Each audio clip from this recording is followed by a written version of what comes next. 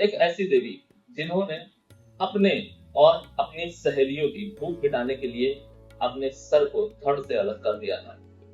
और एक ऐसी देवी जो विशाल है त्याग की, लेकिन ये सारी जो गतिविधि है ये बहुत ही गुप्त होती है और इस गुप्तता की वजह से ही देवी शामिल हो जाती है तंत्र में, तामसिक शक्तियों में। ध्यान रखिए कि तामसिक शक्तियां जितनी ज्यादा प्रबल होती हैं उतनी ही ज्यादा गुप्त होती हैं। और इसमें ये भी देखा गया है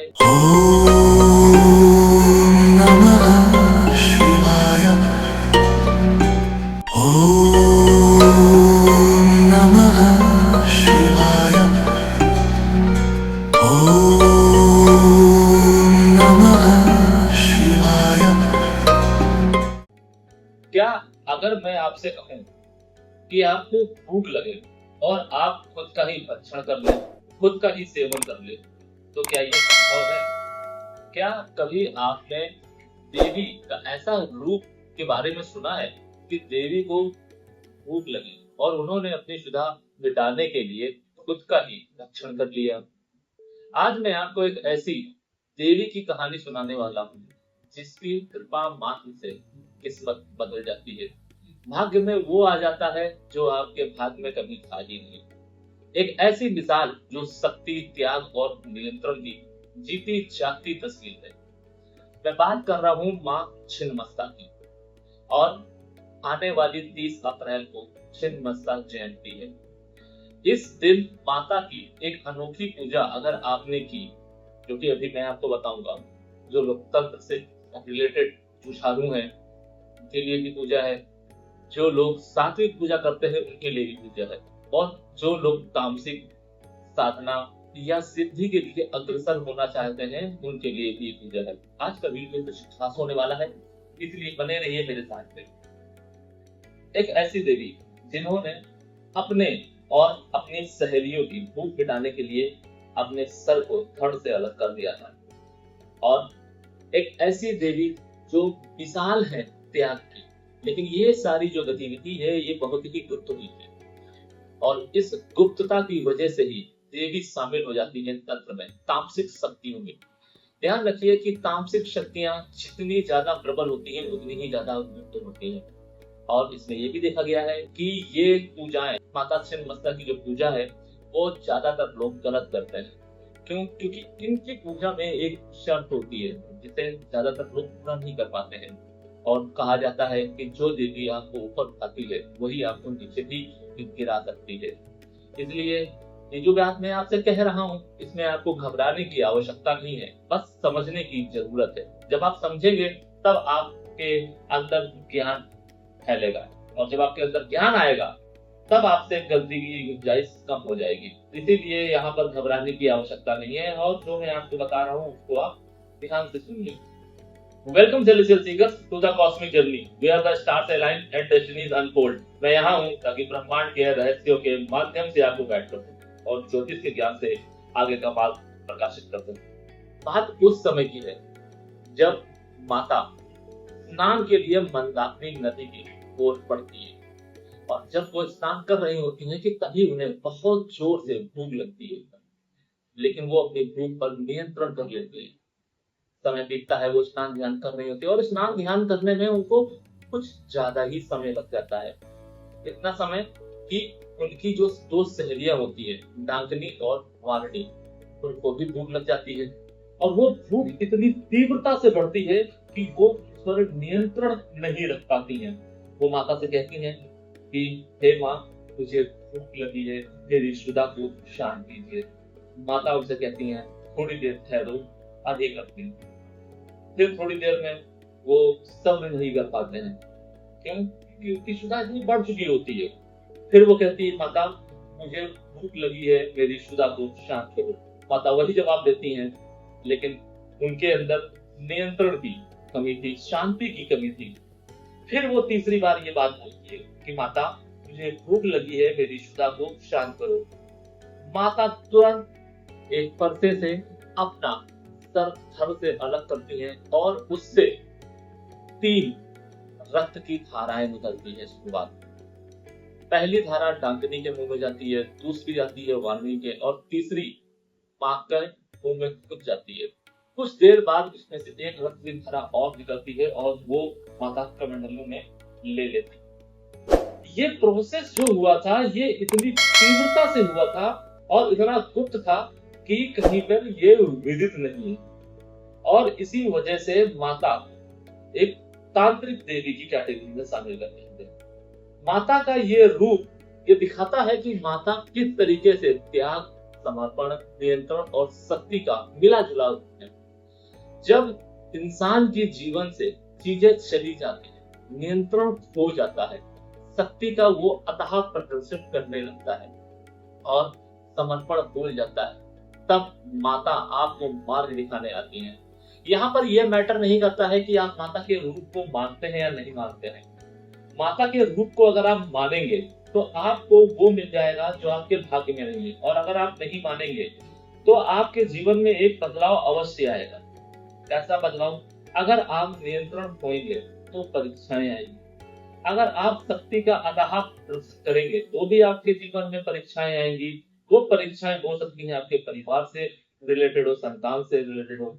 क्यों? क्योंकि कहा जाता है कि इंसान अपने परिवार, अपनी संतान से ही हारता है। बस ये वो परीक्षाएं हैं जो माता छिन्नमस्ता के आशीर्वाद से आती हैं आपको सही दिशा में लाने के लिए, और ये भी एक तरीके का आशीर्वाद ही है। क्यों? अगर माता परीक्षा लेंगे और आप उसमें पास हो जाएंगे तो आप पाप करने से बच जाएंगे। देवी के जितने भी रूप हैं, चाहे वो सात्विक हो या वो तामसिक ही क्यों ना हो, वो हमें कुछ सिखाने आए हैं, वो हमें कुछ बताने आए हैं।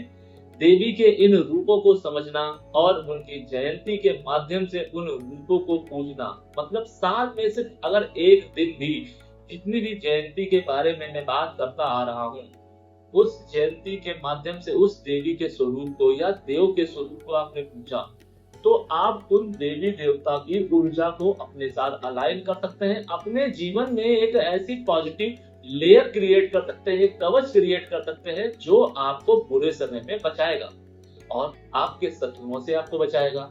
इसके साथ साथ सबसे बड़ी चीज क्या होती है? हमारा मन अशांत होना। जब भी हमारा मन अशांत होगा, हम क्या करेंगे? हम गलती करेंगे। शास्त्रों में विदित है कि जब भी इंसान का क्रोध बढ़ता है वो हार जाता है, वासना बढ़ती है तो ऊर्जा गिरती है, और जब लालच बढ़ता है तब इंसान खो जाता है। यहाँ पर लोग क्या समझते हैं? क्रोध के दम पर अपनी शक्ति का प्रदर्शन करने चलते हैं, वासना के दम पर अपना चाल दिखाने चलते हैं, और लालच के दम पर दम भरते हैं कि उनके जीवन में जो भी धन संपदा, चल अचल संपत्ति आई है वो उनके सौभाग्य था, वो उनका हक था। बस यही सबसे बड़ी गलती है।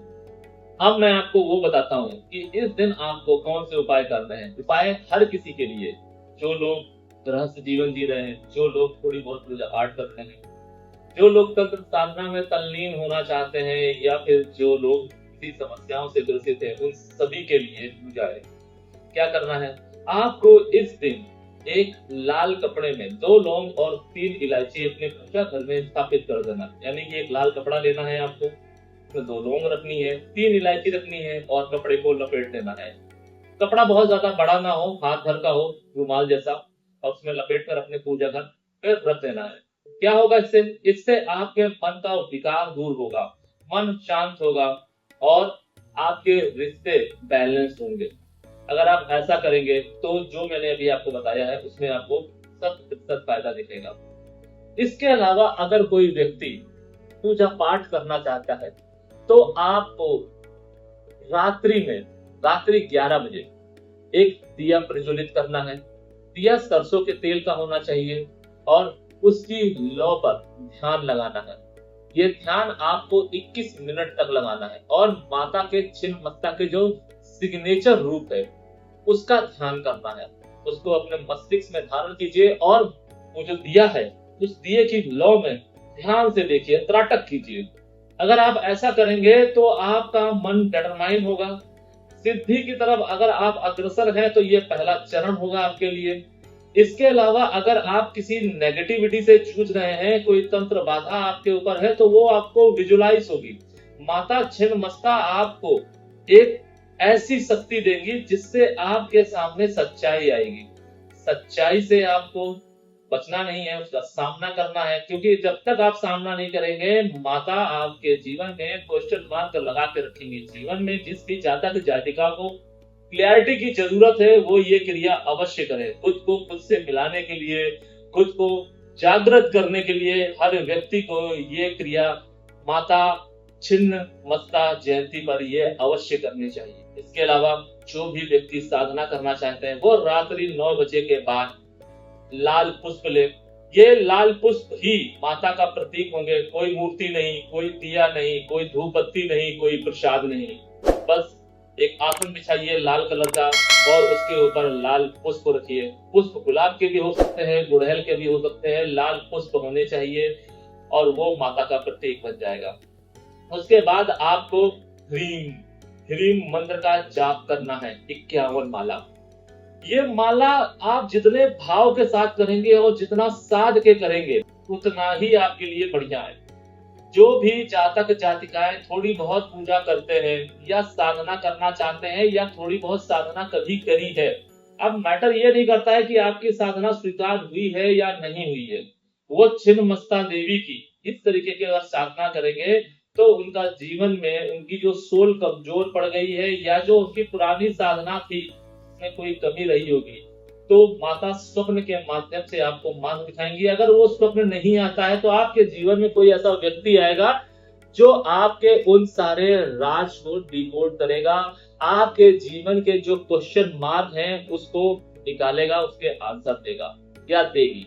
दोनों में से कुछ भी हो सकता है। बात करते हैं जो लोग सिद्धि की तरफ बढ़ना चाहते हैं वो क्या करें।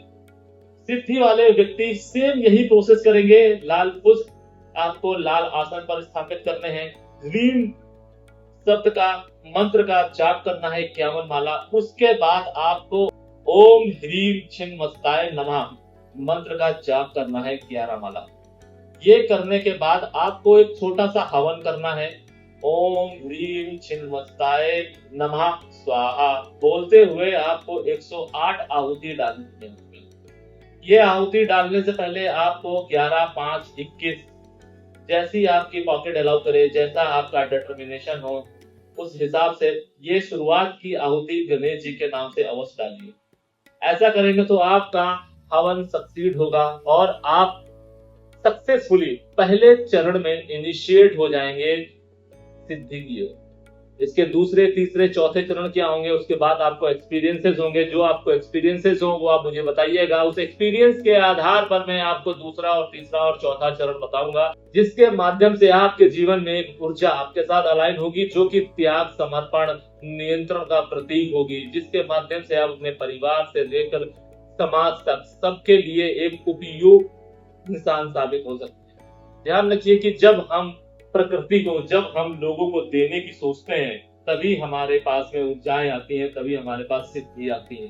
लेकिन जो भी व्यक्ति लेने के बारे में ही सोचता है, फिर आप चाहे कितनी ही पूजा कर लें, कितना ही कुछ क्यों ना कर लें, आपके पास शक्ति नहीं आएगी, आपके पास सिद्धि नहीं आएगी। शक्ति को धारण करना चाहते हैं, सिद्धि को धारण करना चाहते हैं, तो आपको अपने मन को खुला करना पड़ेगा, अपने भाव को खुला करना पड़ेगा। क्योंकि जब तक आपका मन नहीं खुलेगा, जब तक आपका भाव नहीं खुलेगा, तब तक आपके जीवन में कोई भी शक्ति, कोई भी सिद्धि प्रवेश नहीं कर सकती है। अब याद कीजिए कि मैंने आपको शुरुआत में बताया था कि देवी की पूजा के लिए एक शर्त होती है, जो शर्त ज्यादातर लोग पूरा नहीं कर पाते हैं। क्या है वो शर्त? वो शर्त है डर का सामना। जब भी आप ये पूजा करेंगे, स्पेशली सिद्धि के लिए, साधना के लिए, या फिर आप छोटी सी जो पूजा है लौंग और इलायची वाली भी, तब आपके जीवन में आपका सामना डर से जरूर होगा। जब आप शक्ति और सिद्धि की तरफ बढ़ेंगे तो ये ज्यादा होगा। आपको वहां पर गिव अप नहीं करना है, उसका सामना करना है। क्योंकि जब आप डर का सामना कर लेंगे, डर के उस पार ही माता छिन्नमस्ता आपको मिलेंगी। और अगर आप डर की वजह से आपने दम तोड़ दिया तो फिर आपने सब कुछ खो दिया। तो यहाँ पर आपको घबराना नहीं है। जो भी चीजें पॉसिबल है किसी भी देवी देवता की सिद्धि में, उसमें क्या क्या आपको अनुभव हो सकते हैं, किन किन चीजों का आपको ध्यान रखना है, ये सब चीज मैं आपको बता सकता हूँ। मगर इसके अलावा एक और चीज है, हर इंसान को हर एक देवी देवता की सिद्धि नहीं करनी चाहिए। अपने चार्ट को एनालाइज कीजिए कि आपका चार्ट सिद्धि के लिए बोल रहा है या नहीं। आपकी आत्मा क्या उतनी प्रबल है, या क्या आपने अपनी आत्मा को उतना प्रबल बना के रखा है जितना आपकी कुंडली बता रही है। अगर नहीं तो सबसे पहला स्टेप वही होगा। आपके ऊपर जितने भी अनुभव होंगे सिद्धि शक्तियों के, वो आपकी आत्मा झेलेगी, क्योंकि मनुष्य की तो कोई औकात नहीं है, शरीर की कोई क्षमता नहीं है। हमारी आत्मा ही होती है जो हमें संभालती है। हमारी आत्मा, हमारा मन ही हमें नेगेटिव थॉट देता है, पॉजिटिव थॉट देता है। लेकिन अगर आपकी आत्मा स्ट्रांग होगी तो आपके ऊपर चाहे कितनी ही बड़ी तंत्र शक्ति अगर कोई कर रहा है, आपके ऊपर कोई नेगेटिव ऊर्जा छोड़ रहा है, तो आपके ऊपर वो आसानी से असर नहीं करेगी। ध्यान रखिए, अपनी आत्मा को प्रबल कीजिए, अपने मन को शुद्ध कीजिए। इसके साथ साथ आप अपने विचारों को खोलिए, मन में भ्रम मत रखिए, विचारों को दूषित मत कीजिए, क्योंकि इससे आत्मा कमजोर होती है। और जब आपकी आत्मा कमजोर होगी तो आप अपना झोली जो आप चाहते हैं उसको आप छोटा कर रहे हैं, और मांगे तो आपकी बहुत बड़ी है। इसीलिए आपको आज से ही ये समझना होगा कि क्या आपके जीवन में वो त्याग, समर्पण और नियंत्रण का कॉम्बिनेशन है जिसके सहारे आप शक्ति पाना चाहते हैं। शक्ति किस लिए? अपने आप को निखारने के लिए, अपने आप को स्थापित करने के लिए, अपनी संतान को स्थापित करवाने के लिए, या फिर अपने परिवार का, अपने कुल का वर्चस्व बनाए रखने के लिए। अगर आपका जवाब हाँ है तो मेरे द्वार आपके लिए खुले हुए। मैं आपको बताऊंगा कि आपको किस तरीके से, कब, क्या, कैसे करना है। और अगर आपका जवाब ना है तो आपको घबराने की आवश्यकता नहीं है, बस सेल्फ एनालाइज करने की आवश्यकता है, उस डर का सामना करने की आवश्यकता है। और अगर आपने जाने अनजाने कोई ऐसी गलती की है जो आपके जीवन में एक भयावह डर का रूप ले चुका है, तो उसका सामना कीजिए, क्योंकि गलतियां सबसे होती हैं, भगवान से भी हुई हैं, लेकिन वो भागे नहीं थे। तो गलतियों से सीखने की आवश्यकता है, क्योंकि जो भी हम गलती जाने अनजाने करते हैं वो भी हमें कुछ सिखाने आया है। बस हो सकता है यही आपके जीवन में परिपक्वता से एक कदम की दूरी हो, और आपका मैच्योर होना उतना ही ज्यादा जरूरी है जितना ज्यादा जरूरी शायद आपके लिए शक्ति को पाना और सिद्धि को संभालना है। इसीलिए आज ही मुझे बताइए कि क्या आपके अंदर इन तीनों चीजों का बैलेंस्ड है, त्याग, समर्पण और नियंत्रण का। क्या आपके अधीन जो भी लोग हैं आप उनके साथ न्याय कर पा रहे हैं? क्या आपने जो भी निर्णय लिए हैं वो लालच के वशीभूत होकर लिए हैं, या फिर स्वतंत्रता के वशीभूत होकर लिए हैं, या फिर धर्म के वशीभूत होकर लिए? अगर आपको जवाब मिल जाए तो कमेंट जरूर कीजिएगा, क्योंकि इतनी भी जयंती के बारे में मैं आपको बता रहा हूँ, उसके माध्यम से मैं आपको एक बेहतर और बेहतर और बेहतर इंसान बनाने की चेष्टा कर रहा हूँ। और अगर आप इस वीडियो में आ गए हैं और आप ये वीडियो सुन रहे हैं, तो आपको मौका मिल रहा है अपने आप को सुधारने का, अपने आप को संवारने का और अपनी आत्मा को मजबूत करने का। यहाँ पर आप एक कदम उठाएंगे और आपके जीवन की हो सकता है कई 100 बुराइयां दूर हो जाए। इसीलिए आपको समर्पण करना आना चाहिए। जब आप गलती करने से पहले नहीं सोचते हैं तो समर्पण के लिए इतना सोचने की क्यों आवश्यकता है? आपका शरीर इसी दुनिया में रह जाएगा, बस जो चैनलाइज होगी वो होगी आपकी आत्मा। किस भ्रम में आप जी रहे हैं? अपनी आत्मा को जितना हो सके प्रबल बनाइए, अपने शरीर को नहीं। आपके शरीर जितना ज्यादा प्रबल होगा वो आपका साथ सिर्फ इस जन्म में देगा। आज के समय में जहाँ लोग बेहतर खा रहे हैं, बेहतर पी रहे हैं और व्यायाम, योग कर रहे हैं अपने आप को स्वस्थ रखने के लिए, वहां आपको ये भी सोचना चाहिए कि आप अपनी आत्मा को स्वस्थ रखने के लिए क्या कर रहे हैं, जो कि आपकी कई जन्मों की साथी रही है और आगे भी रहेगी। क्यों?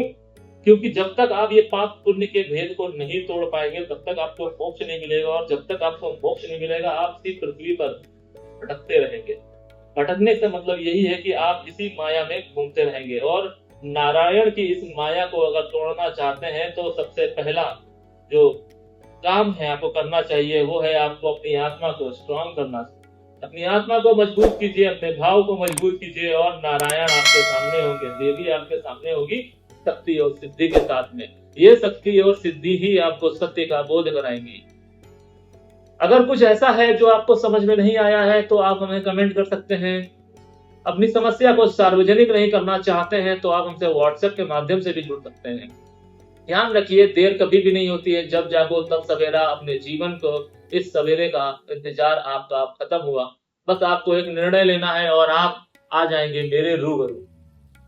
आपको अगर अपनी कुंडली का एनालिसिस कराना है, अपने बच्चों का मार्गदर्शन करवाना है, तो भी आप हमसे अपॉइंटमेंट ले सकते हैं। फिलहाल आज के लिए बस इतना ही। सेलेसियल एनर्जीज आपका मार्गदर्शन करें और आपके आगे के सफर को प्रकाशित करें। शरणम।